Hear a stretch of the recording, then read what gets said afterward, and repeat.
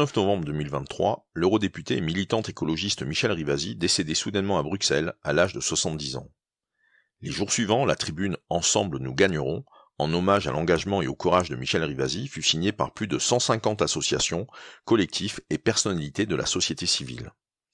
Ces voix poursuivent les combats pour le vivant, la santé et la paix, chers à cette pionnière farouche de l'information scientifique indépendante. Ils, elles, sont les lanceurs d'alerte d'aujourd'hui.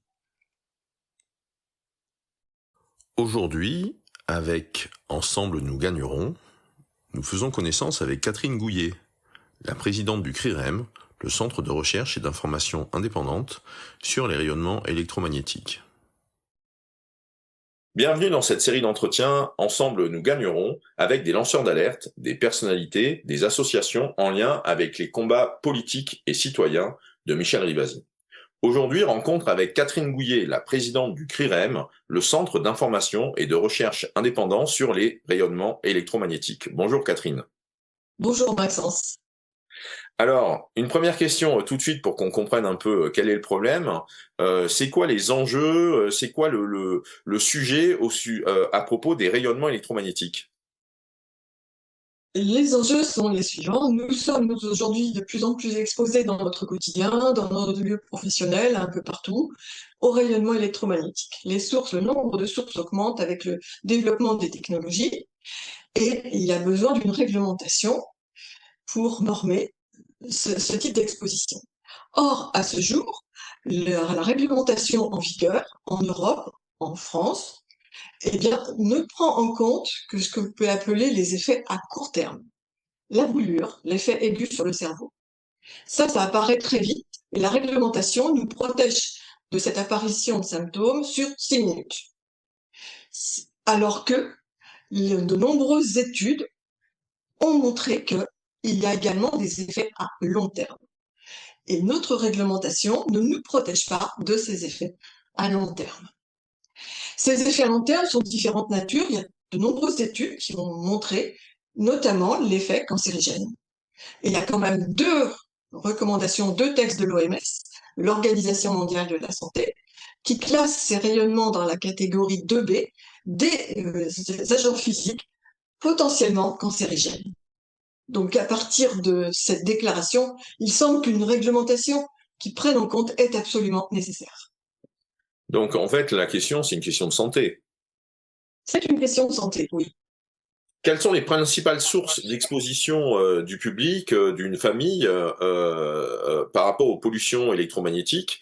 Je me souviens, en l'occurrence, je crois que c'était en 2007, le CRIREM a été très impliqué sur la question des ampoules à basse consommation, notamment. Tout à fait. Alors, il y a 2 types d'expositions. Il y a les expositions des sources qui viennent de l'extérieur, les antennes relais, les lignes à haute tension, les radars, transformateurs, tout ce qui est émetteur, dont la source, on ne peut rien faire. La source est là, le particulier ne peut rien y faire. Ça peut aussi être une entreprise polluante à proximité. Et puis, il y a les sources à l'intérieur. Alors, les sources à l'intérieur, c'est par exemple votre Wi-Fi, c'est le Bluetooth. C'est à partir du moment où il n'y a pas de fil et qu'il y a un lien entre 2 choses, ça veut dire qu'il y a des ondes. Donc, à partir du moment où il y a ce genre de système. Et puis, il y a également les lampes basse consommation, dont on a fait une étude, c'était en 2009, où on a montré une exposition importante, et une émission importante de ces lampes basse consommation, et qui font qu'aujourd'hui, elles ont pratiquement disparu, on n'en trouve plus, elles sont remplacées par les LED. Les LED ne présentant pas du tout le même problématique, on a une toute petite émission autour de la LED, mais c'est à 15 cm, 20 cm. Dès qu'on est plus loin, les champs n'existent plus, ne sont plus présents.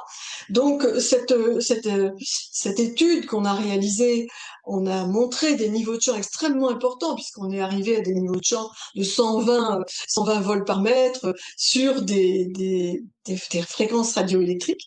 Et on a donc, je pense que c'est une réussite du CRIREM, on a produit ce rapport. En fait, on n'a pas dit un beau jour, on va regarder les lampes basse consommation.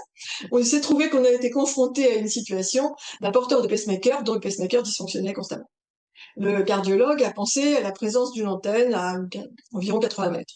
On est allé, avec Pierre Leruse, on a fait la mesure à l'intérieur de l'habitation. On n'a vraiment rien trouvé parce qu'un pacemaker, il est sensible à partir de 3 volts par mètre. Donc, on était bien loin d'atteindre 3 volts par mètre. Et puis, par hasard, on allume une lampe dans une chambre noire, on allume la lampe et le niveau de champ monte. Alors là, on est à des niveaux extrêmement élevés. Puis ça s'abaisse, mais ça reste très élevé. Bon, on s'approche de la vitre pensant que c'était l'antenne qui était désactivée et qui tout à coup s'activait. Aucune réponse de l'appareil de mesure. Et je me retourne et ma sonde se trouve se rapprocher de la lampe. Et là, on voit à nouveau le niveau de champ élevé. Donc voilà, à partir de là, on s'est dit, il y a une problématique. On a démonté le système, le ballast électronique. On a trouvé effectivement un système qui émettait des rayonnements radioélectriques. On a acheté plein de lampes basse consommation. On a Oui, ce qu'on pu avoir appelait, ça correspond à la un banc technologie des lampes d'essai. fluocompactes, hein. Voilà, non, voilà, c'est ça. Et donc on a pu avoir un banc d'essai à l'école polytechnique de Valencia en Espagne. On a testé plein de lampes. On est rentré avec un rapport costaud qu'on a envoyé aux fabricants de lampes et qui ne nous ont pas répondu. On a passé ce rapport à l'agence France Presse et là, alors là, toutes les radios, les télévisions voulaient voir. On a tourné pour France 2, pour TF1, pour les télévisions et on montrait bien la présence de ce niveau de champ quand on allumait la lampe qui descendait un peu et se stabilisait mais restait extrêmement élevé. L'étude a été reprise par l'ADEME, elle a été refaite par le CSTB. Il y a une agence suisse qui a refait la même étude, qui montrait des niveaux de champ d'ailleurs qui étaient encore plus élevés que les nôtres. Donc voilà, à partir de là, on n'a plus aussi arrêté de dire que le CREAM disait n'importe quoi. Ça a été dit notamment par Que Choisir.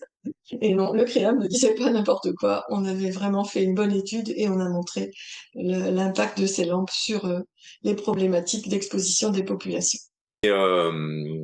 Et là, donc, quelles sont les actions, ou en tout cas les fondamentaux du CRIREM? Alors, le CRIREM, donc centre de recherche, il a réalisé quelques enquêtes et il est encore aujourd'hui en train de mettre en place une enquête sur l'exposition à l'intérieur des véhicules électriques. Il a réalisé une enquête sur vivre à proximité d'une ligne THT, mais c'est aussi d'informer à travers des conférences, des colloques, des réunions d'information. Nous pouvons être présents dans des rencontres auprès d'associations, auprès d'élus, pour expliquer la réalité, ce qui se passe lorsqu'on est exposé. Et nous réalisons également, et là c'est extrêmement important, des mesures et des expertises de champs électromagnétiques, que ce soit sur les hyperfréquences qui sont émises par les antennes relais, ou que ce soit sur les extrêmement basses fréquences qui sont émises par les lignes électriques, les transformateurs, les ouvrages électriques. Nos rapports sont des rapports d'expertise, et contrairement aux rapports officiels qui sont faits par les bureaux de contrôle classiques, nous donnons 3 avis. Un avis de conformité à la réglementation en vigueur, mais également un avis sur les précautions à prendre pour la santé, sur les effets sanitaires potentiels, les risques sanitaires potentiels encourus par les personnes vivant autour de ces ouvrages, et également, un sujet important, les effets sur le matériel électronique. Par exemple, les pompes à insuline, une pompe à médicaments, un pacemaker, un sonotone peut dysfonctionner à proximité de ces émetteurs. Donc le CRIREM fait ces mesures et rend un rapport. Ces rapports peuvent être utilisés en justice où ils sont reconnus, et ce qui permet quelquefois de gagner des procès, d'avoir des moyens de limiter la puissance d'une antenne, de limiter le niveau d'exposition, de déplacer ou d'aider à faire déplacer un ouvrage existant. D'accord. Alors, le CRIREM a une relation très très proche et très particulière avec Michèle Rivasi, puisque Michèle Rivasi a été la première présidente, la présidente fondatrice du CRIREM en 2005, avec d'autres membres fondateurs qui étaient Roger Santini, Pierre Leruse, Madeleine Madoré, vous-même, moi-même, hein, puisque je suis un des membres fondateurs du CRIREM. Et est-ce que vous pouvez rappeler comment vous avez fait connaissance avec Michèle Rivasi, vous-même, Catherine? Eh bien, c'est grâce à vous, Maxence, que j'ai pu rencontrer Michel Rivasi. Nous avions vraiment conscience de la nécessité d'un organisme complètement indépendant sur le sujet. Nous avions eu l'occasion d'en discuter ensemble, d'en discuter avec Pierre Leruse, et nous avions décidé qu'il y avait un modèle qui nous semblait intéressant, c'est la CRIRAD, puisque Michel Rivasi avait créé la CRIRAD en 1986, et le modèle nous semblait intéressant. Donc, on a d'abord demandé à la CRIRAD si on pouvait s'appeler CRIREM. Et Michel Rivasi nous a énormément aidé à démarrer ce CRIREM. On ne s'est pas appelé commission, mais centre de recherche. Voilà, les symboles sont un peu différents.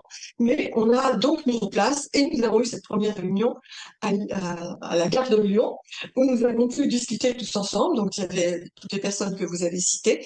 Et nous avons essayé d'imaginer est-ce que nous pourrions faire à l'intérieur de ce CRIREM. Et Michel Rivasi nous a énormément aidés. Notamment, elle nous a introduits au Parlement, puisqu'à l'époque, elle était députée, ce qui nous a permis de présenter le CRIREM dans une conférence de presse au Parlement, notre Parlement. Et nous avons pu ainsi démarrer, notamment un colloque durant lequel nous avons fait venir plusieurs scientifiques. Et nous avons commencé et nous avons été énormément surpris du nombre de mesures qui nous ont été demandées. Moi-même, j'avais créé un cabinet de consultants en 1989 où je faisais des mesures. Pierre Leruse était expert judiciaire et réalisait des mesures. Et on ressentait dans la population un énorme besoin de mesures, des mesures complètes qui donnent un avis complet. Et Michel a tout de suite adhéré à ce projet. Elle commençait à avoir pris conscience de cette problématique et elle nous a donc complètement encouragés à poursuivre. Très bien. Et alors, aujourd'hui, quelles sont les priorités, quelles sont les urgences les sujets chauds là qui semblent s'imposer. J'ai entendu lors de votre introduction une étude qui était en cours qui concernait les véhicules électriques, hein, mais donc on peut peut-être évoquer les travaux en cours au sein du CRIREM ou les chantiers en cours, et puis aussi ce qui est de l'ordre des enjeux, des urgences par rapport à la situation d'aujourd'hui, quoi. Alors les enjeux, alors d'abord on a écrit un petit livre, il y a un petit livre qui est sorti l'année dernière, Tous sensibles aux ondes, avec un point d'interrogation, dans lequel l'essentiel pour comprendre. Vraiment, il résume l'essentiel de tout ce qui se passe. Il est simple, c'est vraiment un petit livre pour vulgariser les choses. Et on a dedans tous les textes de référence qui peuvent aider à défendre ce projet de limite de l'exposition. Donc, il y a d'autres livres en perspective, notamment sur les éleveurs, et un autre pour les stagiaires qui viennent en formation, puisqu'on a mis en place une formation à l'Université du Maine. Donc, il y a des stagiaires qui ont besoin d'un support livresque pour bien intégrer les cours. Donc, on est en train de travailler tout cela. Alors, la problématique aujourd'hui, c'est évidemment la multiplication des technologies. C'est ce passage à la fameuse 5G, celle qui existe aujourd'hui étant pas une 5G complète, on est simplement sur une bande de fréquence qui est proche des précédentes qui visaient la 4G, la 3G, la 2G. Là, on va passer à une bande de fréquence beaucoup plus élevée. Donc, il y a l'apparition de cette nouvelle technologie qui n'est pas encore mise en place, mais qui va être bientôt. C'est le projet des opérateurs, bien sûr. Il y a également tout ce qui concerne la création de nombreuses centrales électriques. Aujourd'hui, les parcs photovoltaïques, les parcs éoliens, qui posent énormément de problèmes. Non pas le parc lui-même, mais lorsqu'on évacue l'électricité, eh bien, on voit des lignes électriques enfouies la plupart du temps. Mais n'empêche que les problématiques sont importantes. Aujourd'hui, on les repère surtout dans les élevages, où il y a de graves problèmes pour les éleveurs. Ça, c'est quand même un point important parce qu'on voit des agriculteurs qui sont obligés d'abandonner leurs élevages. Donc, ce qui veut dire que s'il y en a de moins en moins qui produisent, bien, on a quand même besoin de se nourrir. Et donc, il y a ces problématiques-là. Et puis, bien sûr, le but étant d'être présent et de convaincre les institutions qu'il faut absolument une réglementation sérieuse, réellement protectrice de tous ces effets. Là, on a eu une nouvelle importante puisque la dernière monographie de l'OMS concernant les hyperfréquences de la téléphonie mobile conforte complètement la monographie précédente et le classement en 2B de ces rayonnements, donc qui restent potentiellement cancérigènes. Et étant donné l'appui et l'importance des opérateurs, des industriels sur ces sujets, on a toujours peur de voir régresser, mais là, il semble qu'on reste sur l'état des choses tel qu'il est. C'est-à-dire toujours sur cette réglementation insuffisante, il n'y a pas à dire. D'accord. Et il y a eu, il y a quelques mois, une consultation publique de l'ANFR, hein, qui a de l'Agence nationale française des fréquences, hein, l'Agence nationale des fréquences, qui a envisagé la possibilité de relever d'augmenter ce qu'on appelle un seuil atypique et de passer de 6 vols par mètre à 9 ou plus vols par mètre. Est-ce que vous pouvez nous rappeler un peu cette histoire? Alors, le seuil atypique, il a été décidé par les opérateurs. C'est un seuil qui n'a absolument pas été voté par aucun député. C'est un seuil qui fixe donc une limite à partir de laquelle l'ANFR va se tourner vers les opérateurs. Là, on est sur les hyperfréquences. Hein. L'ANFR va se tourner vers les opérateurs pour leur demander de modifier leur installation. Nous avons, nous, dans nos pratiques, rencontré de nombreux cas où on dépasse le 6 vols par mètre, notamment sur la région parisienne. On n'a jamais pu obtenir, ou à quelques exceptions près, obtenir une modification des installations. Parce que ce texte n'est pas un texte réglementaire, c'est simplement le bon vouloir de l'ANFR qui a fixé ce seuil de 6 vols par mètre dans son protocole. Et aujourd'hui, comme on augmente le nombre des antennes, on augmente leur puissance pour toujours avancer dans les technologies, faire passer de nombreux messages en même temps, limiter les temps de téléchargement, eh bien, on arrive à une puissance telle qu'on dépasse très fréquemment ce 6 volts par mètre. On a même constaté, par exemple, sur un site, on est à 36 volts par mètre. Donc, l'ANFR est bloquée par ce seuil de 6 volts par mètre. Il faudrait qu'elle intervienne très souvent. Alors, elle dit, on n'est pas nombreux, donc on ne peut pas intervenir souvent. Ça, mais à ce moment-là, on embauche du monde. Ça me semble plutôt correct vis-à-vis de la population, plutôt que de dire, eh bien, on va augmenter, on va passer à 9 volts par mètre. Alors, bien sûr, nous avons envoyé notre contribution en disant ce que je viens de vous expliquer, que c'était pas du tout raisonnable de passer à ce niveau de 9 volts par mètre. Il valait mieux, au contraire, rester aux 6 volts et même descendre encore. Ce qui, bien sûr, n'est pas entendu. Alors donc là, si j'ai bien compris, on est face à une situation que, du fait de la prolifération des technologies et du fait de la dissémination, du déploiement de la technologie, notamment de la 5G, on a un niveau d'exposition de la population qui augmente, hein, c'est bien ça. Oui. Et par rapport à ce niveau de la population qui augmente, qui se traduit notamment par l'augmentation du nombre ou la multiplication du nombre de points atypiques qui vont être repérés ici ou là, et notamment principalement en milieu urbain, on a des pouvoirs publics, on a une réglementation qui est simplement dans le constat et qui n'est pas du tout dans le traitement et la gestion du risque, hein, c'est ça? Pas du tout, oui. Absolument pas dans la gestion du risque. Elle ne prend en compte que les effets à long terme. Pardon, à court terme, hein, sur 6 minutes. Ça a été avoué par un représentant de l'ICNIRP lors d'une réunion avec les sénateurs et les députés. Il a fini par avouer que ce scientifique qui venait d'Australie, que oui, effectivement, c'était bien sur 6 minutes. Et lui, au départ, il appelait ça les effets à long terme. Donc on lui a fait reconnaître que sur 6 minutes, c'était pas du long terme, et c'était du court terme. Effectivement, mais la réglementation, les opérateurs ne veulent pas qu'elle bouge, hein, lorsque l'on a fait, puisque lors des tables rondes de la téléphonie mobile, Roselyne Bachelot, qui était alors ministre de la Santé, a imposé aux opérateurs de vérifier que, puisque les opérateurs disaient que la technologie du téléphonie mobile ne fonctionnerait pas avec un seuil limité à 1 vol par mètre, et là, nous avons démontré que ça s'est passé dans le date, on a démontré que, eh bien, si la téléphonie mobile pouvait fonctionner à 1 vol par mètre. Simplement, il fallait augmenter le nombre d'antennes. Plus il y a d'antennes, moins elles sont puissantes, et moins on expose la population. Et là, les opérateurs ont carrément refusé, parce que ça faisait multiplier le nombre d'antennes de 5 à 10 fois. Donc, pour eux, c'était inenvisageable. Et c'est là qu'ils ont accepté de descendre de 41 vols par mètre, puisque c'était le seuil en vigueur, à 6 vols par mètre, un seuil qui où donc l'ANFR demande aux opérateurs de modifier la puissance ou l'orientation de leurs antennes. C'est vrai que nous en trouvons de plus en plus de ces seuils, et plutôt que d'augmenter le nombre de personnes qui peuvent traiter ces seuils, eh bien, on préfère dire on va passer à un seuil plus élevé, ce qui fera On va casser évidemment le moins de thermomètre, seuils à quoi, en quelque... traiter. Voilà, c'est ça, on va casser le thermomètre en quelque sorte. Voilà.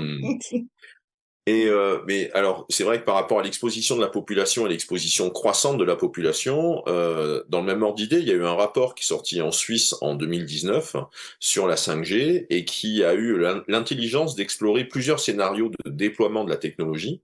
Et ils ont pu notamment montrer, parce qu'en Suisse, c'est un des derniers pays d'Europe à avoir des normes plus restrictives qu'ailleurs. On peut estimer qu'elles sont insuffisantes pour des personnes électro-hypersensibles, par exemple, mais en tout cas, elles sont plus restrictives qu'ailleurs. Elles existent en tout cas là-bas. Et donc, évidemment, le rapport envisage un scénario de déploiement où on va augmenter les valeurs limites d'exposition du public, ce qui permet de rendre la technologie plus facilement déployable. Mais il y a aussi d'autres scénarios qui sont explorés où justement, comment peut-on déployer un nouveau réseau télécom en respectant les seuils limites en vigueur et des seuils limites exigeants et protecteurs, ou le plus protecteur possible par rapport à la santé humaine. Eh ben, c'est exactement ce que vous avez expliqué, c'est-à-dire que, un, techniquement, c'est possible, deux, c'est uniquement que ça coûte plus cher, il faut multiplier les équipements, ou il faut d'autres types d'équipements, et ça met un peu plus longtemps à être déployé. Donc, ce qui fait que du point de vue des opérateurs, ça leur coûte plus cher, et ça met plus longtemps à être déployé, donc ils veulent pas. Mais sauf que du point de vue des pouvoirs publics ou du point de vue de la population, il est possible d'avoir des technologies qui vont faire que ça rayonne moins, et surtout que, par exemple, au lieu de créer de l'emploi pendant 2 ans, le temps où on développe, où on déploie des antennes, eh ben, on va créer de l'emploi pendant 6 ans, le temps où on déploie les antennes. Et en plus, on déploie une infrastructure qui va être plus compatible avec la santé que celles qui sont en place actuellement. Tout à fait, c'est tout à fait le résumé. Voilà notre enjeu important. Et c'est quoi le problème par rapport et quel est le problème par rapport aux voitures électriques alors, par rapport aux voitures, par rapport aux pollutions électromagnétiques? C'est quoi les hypothèses de travail de cette étude qui est en cours? Alors, pour le moment, on a fait simplement 2 journées de travail. Donc, d'ailleurs, j'en profite pour lancer un appel. Si vous souhaitez qu'on travaille sur votre voiture électrique, prenez contact avec Maxence ou avec le CRIREM et nous pourrons passer une journée avec vous. Alors, nous avons fait un protocole. Il y a une équipe qui s'est constituée à l'intérieur du CRIREM.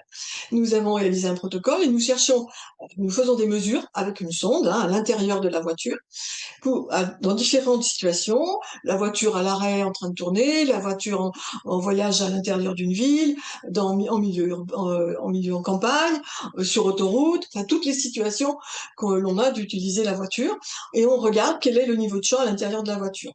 Pour le moment, il y a 2 jours qui ont été passés, donc on peut absolument pas émettre de conclusion. Il y a 1 ou 2 types de voitures qui ont été testés, c'est pas suffisant pour émettre de conclusion. Nous cherchons à trouver le maximum de marques de voitures. Elles fonctionnent pratiquement toutes sur le même principe, mais pas tout à fait. C'est pas forcément réparti de la même façon dans les voitures, donc les appareils alternateurs, enfin, etc., sont pas forcément répartis de la même façon. Donc, c'est important de faire cette expérience sur un échantillonnage le plus grand possible. Donc voilà, pour le moment, je ne peux pas donner encore de conclusion. D'accord. Si j'ai bien compris, les mesures se font à l'extérieur de la voiture, les mesures se font à l'intérieur de la voiture, les mesures se font sur le champ électrique et les mesures se font sur le champ magnétique et les mesures se font aussi sur le côté un peu hyperfréquence en fonction des échanges de données qu'il peut y avoir au niveau du véhicule, c'est ça? Alors, non, pour le moment, on ne travaille pas sur les hyperfréquences parce qu'en fait, les hyperfréquences, elles sont déjà utilisées dans les voitures thermiques, dans les voitures qui ont les 2 énergies, électrique et essence. Donc, pour le moment, on a surtout cherché ce qui peut être lié au fait qu'on ait une voiture électrique qui fonctionne avec des extrêmement basses fréquences. Donc, c'est surtout là-dessus que l'on est en train de travailler, qui fonctionne sur le courant électrique, et c'est le courant électrique qui émet ces EBF, ces extrêmement basses fréquences. Ils sont tels qu'on cherche à repérer dans la voiture. D'accord. Alors, comment peut-on soutenir le CRIREM et augmenter l'impact de ces actions, des actions de cette association qui fête ses 20 ans en 2025? Et oui, 20 ans, je dois dire qu'on est heureux heureux. En même temps, on est heureux de voir qu'on est là, mais c'est encore un gros combat parce qu'on voit pas arriver l'objectif principal pour lequel on avait créé le CRIREM, qui est bien sûr cette nouvelle réglementation. Donc, nous soutenir, c'est bien sûr adhérer.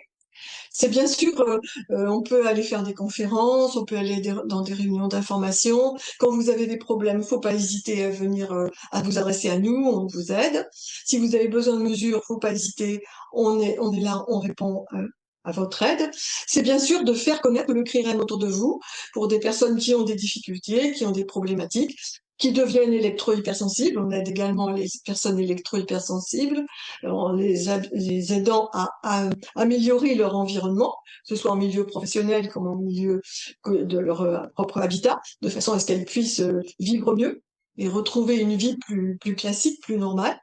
Donc on a voilà tout ce qu'on peut proposer, tout ce pourquoi nous pouvons vous aider et vous pouvez nous aider vous en achetant le petit livre là et en essayant de comprendre et n'hésitant pas à nous appeler si besoin pour essayer de vous aussi de faire de poursuivre l'action d'information, de prise de conscience parce que c'est ça. Et ce qu'on constate c'est que la plupart du temps quand on en parle autour de nous, même à des gens qui sont pas forcément, ça peut arriver comme ça, lors d'une situation dans la vie quotidienne, on se met à en parler comme ça, et on s'aperçoit qu'il y a plein de gens qui s'interrogent, qui se posent des questions. Donc, il faut pas hésiter à en parler autour de soi. C'est vraiment la meilleure façon. Alors, vous pouvez, en adhérant au CRIREM, vous avez droit à un petit document flash que vous recevez 3, 4 fois, 5 fois par an. Ça dépend du temps disponible pour les personnes pour les personnes du CRIREM, qui vous donne des informations et qui actualise des informations du quotidien et des nouvelles sur tout ce qui se passe dans ce domaine actuellement. Voilà, soutenez-nous, nous avons vraiment besoin de votre soutien moralement, parce que c'est pas toujours. Quelquefois, il y a des avancements, des avancées, pardon, puis des fois, on a l'impression qu'on n'avance pas.